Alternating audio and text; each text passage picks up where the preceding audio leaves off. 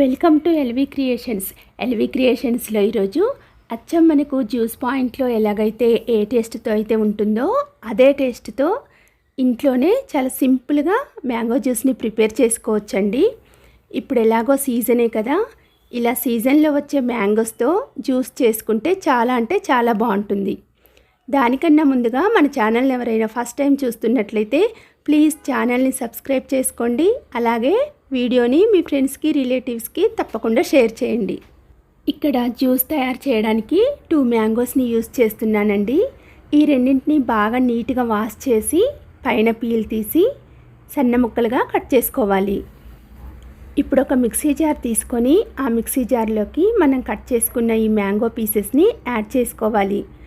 అలాగే ఇప్పుడు మిక్సీ జార్లోకి 3 లేదా 4 ఐస్ క్యూబ్స్ని కూడా యాడ్ చేసుకొని 3 టీ స్పూన్స్ షుగర్ని కూడా యాడ్ చేసి కొద్దిగా వాటర్ యాడ్ చేసుకొని మెత్తగా మ్యాంగో ప్యూరీని ప్రిపేర్ చేసుకోవాలి.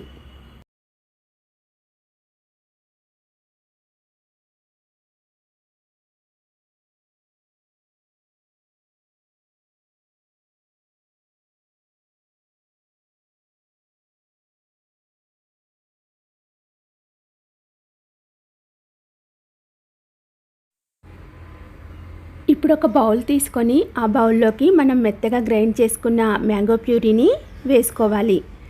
ఇలా బౌల్లోకి తీసుకున్న తర్వాత అందులోకి అవసరమైనంత వరకు కూల్ వాటర్ని యాడ్ చేసుకొని జ్యూస్లా తయారు చేసుకోవాలి. షుగర్ని కూడా టేస్ట్ చేసి అడ్జస్ట్ చేసుకోవచ్చండి. అంటే షుగర్ తక్కువైందనిపిస్తే కొంచెం యాడ్ చేసుకోవచ్చు, లేదు సరిపోతుందనుకుంటే అలా ఉంచేసుకోవచ్చు.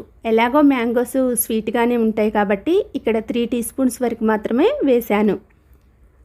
ఇలా కలిపిన తర్వాత జ్యూస్ని మీరు ఏ గ్లాస్లోకి అయితే తీసుకోవాలనుకుంటున్నారో ఆ గ్లాస్ తీసుకొని జ్యూస్ని ఫిల్టర్ చేసుకోండి.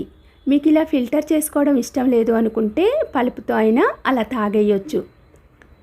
జ్యూస్ గ్లాస్లోకి మరో 2-3 ఐస్ క్యూబ్స్ని యాడ్ చేసుకొని ఇలా ఫిల్టర్ చేసుకోండి.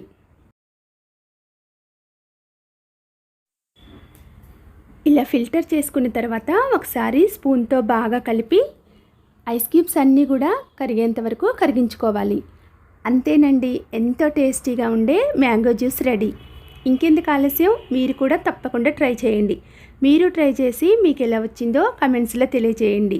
ఈ వీడియో చూసినందుకు మీకు ధన్యవాదాలు. ఈ వీడియో కనుక నచ్చినట్లయితే లైక్ చేయండి. అలాగే మీ ఫ్రెండ్స్కి రిలేటివ్స్కి తప్పకుండా షేర్ చేయండి. మరిన్ని వీడియోస్ కోసం మా ఛానల్ సబ్స్క్రైబ్ చేసుకోండి.